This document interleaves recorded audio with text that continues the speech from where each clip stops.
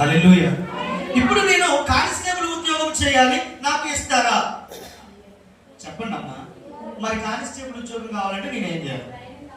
Training, మొదటగా qualifications ఉంటాయి. Height చూస్తాడు, రన్నింగ్ చూస్తాడు, నాకున్నటువంటి దాన్ని ఏంటంటే నేను ఎందులో ప్రావీణ్యం చూస్తాడు.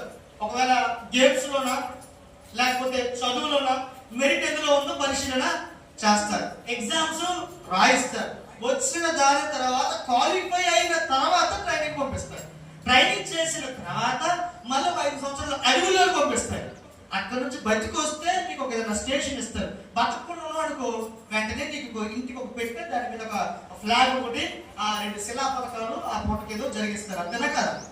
ఇవన్నీ దాటుకొని వెళ్ళి కానిస్టేబుల్ ఉద్యోగం వచ్చిన తర్వాత పర్మనెంట్ అయిన తర్వాత 2-3 సంవత్సరములు ఫుల్లుగా తాగి తన ఉద్యోగాన్ని కోల్పోయాడు ఒక వ్యక్తి. మన భద్రాచలంలో ఉన్నాడు. చెప్పండి, ఉద్యోగం వచ్చిన తర్వాత ఏం చేస్తాడంట? తాగి తన ఉద్యోగాన్ని వదిలేసుకున్న పరిస్థితిలోకి వెళ్ళిపోయాడు. ఇక్కడ వాక్యం ఏం చెప్తుందంటే, ఈ తాగి తిరగడానికి ఈ పరిస్థితికి నువ్వు అసలు ఉద్యోగానికి వెళ్ళకుండా ఉంటే అయిపోయేది కదా అనుంటారు కదా. నువ్వు సాధారణమైన మనిషిగా ఉంటే నీకు ఏ ప్రాబ్లం లేదే. కానీ ఈ రోజు ఒక ఉన్నతమైన పొజిషన్ నువ్వు పొందుకున్నావు, ఒక అధికారమని చెప్పబడుతున్నావు, ఒక పొజిషన్ నువ్వు తీసుకున్న తర్వాత ఇప్పుడు 10 మందికి కనబడుతున్న నువ్వు ఏం చేస్తున్నావంట?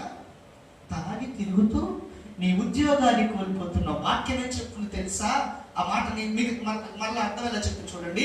ఆ మార్గము అనుభవపూర్వకముగా తెలియకుండా ఉండడం మంచిది. సాధారణమైన వాడిగా నువ్వు ఏదైనా చెయ్యి, తప్పులేదు. కానీ ఒక అనుభవము, నీతి అనే అనుభవము, దేవుడి గురించినటువంటి ఆశీర్వాదము నీవు పొందుకున్న తర్వాత ఇప్పుడు మరలా నీవు పాపపు పనులలో, లోకపు పనులలో, నీతిని పక్కన పెట్టిన పనులలో నీవు తిరుగుతూ ఉండాలంటే ఏం చేస్తున్నామంట? ఇవన్నీ విడిచిపెట్టేస్తున్నా. బాప్తిసము ప్రారంభంలో ఉన్నటువంటి విశ్వాసము ఉండదు. నూతన వివాహంలో ఉన్నటువంటి విశ్వాసము ఇప్పుడు ఉండదు. అన్నీ ఉంటాయి. పాడగలము, వాక్యం చెప్పగలము, ఆరాధన చేయగలము, వంటలు వండగలము. ఎన్ని ఉన్నా కూడా ఆ సమయానికి నువ్వు దిగజారిపోతూ ఉన్నావు. దేవునికి స్తోత్రం.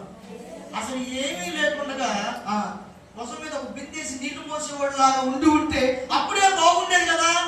అవునంటారు కాదంటారు? ప్రాణ